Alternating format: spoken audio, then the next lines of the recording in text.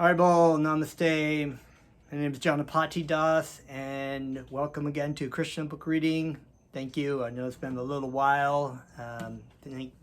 Thank you for joining in again for another wonderful Krishna book reading, and we're going to get right into some hearing and chanting of Krishna's names just to start off here. Let me offer my respects to you, and I'll offer my respects to my spiritual master, Jagaguru Siddha Swarapananda Paramahamsa.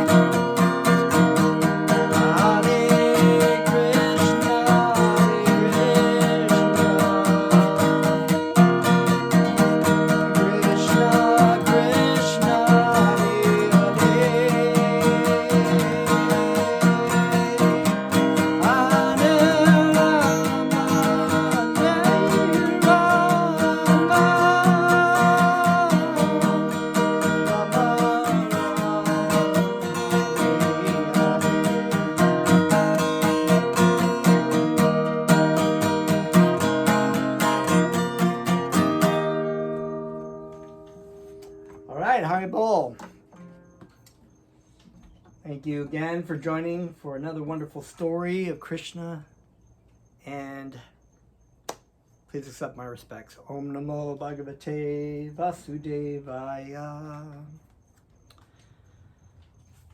So we always start the reading of the Srimad Bhagavatam from the first, the quote of offering our respects to Vasudeva. It's the name of Krishna. And looks like my Kindle has been updated. All right, there we go. And wow, okay, that's new. So we've been reading about the Gopis and Krishna and the Rasa dance. So we are going to continue about that. When Krishna entered the forest on the bank of the Jamuna, the moonlight dissipated the surrounding darkness. Now it's very wonderful because I like to think of this analogy. I've just been listening to a talk by my godbrother, and he was talking about, with actually two of my godbrothers, they're having a conversation on the podcast, and they were having a conversation about the difference between lust and love, spiritual love. In other words, our natural state in its pure state is of love for Krishna. That is our natural and highest state. When we don't want to serve Krishna, we enter the material world and take on a material form, and we are that love, like milk. When you put tamarind or lemon in it, turns into curd.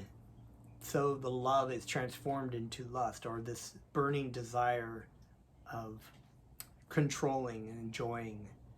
There's different degrees of this lust, and it's broken down in some in the Bhagavad Gita. There's talks about it, and but this is really is the difference between light and darkness. So in darkness is not really a state. It's really more like an absence of light. In other words, lust is really an actual transformed state of no light. So when you add light to the darkness, there cannot be any darkness. Just like when the sun comes up after the night, the light transforms everything back into its natural state. So when Krishna enters in, it's like entering, although Krishna is always in your heart, but when Krishna starts to when you start to have that relationship with Krishna is present in your life. Everything that's dark, that lust, is actually transformed back into its natural state of love. So the love, as Bhaktivedanta Swami Prabhupada has actually said, is not something that is something that you have attained. It's actually something that is there but is dormant.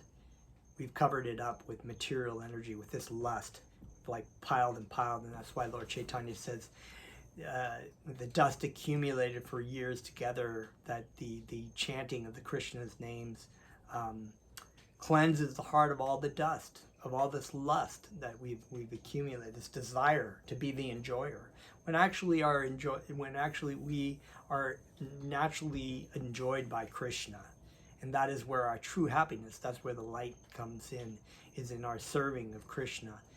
We don't really find any satisfaction or happiness in serving ourselves, but we continue to have this desire and lust to try to find that natural state of love that's already there, but is covered up.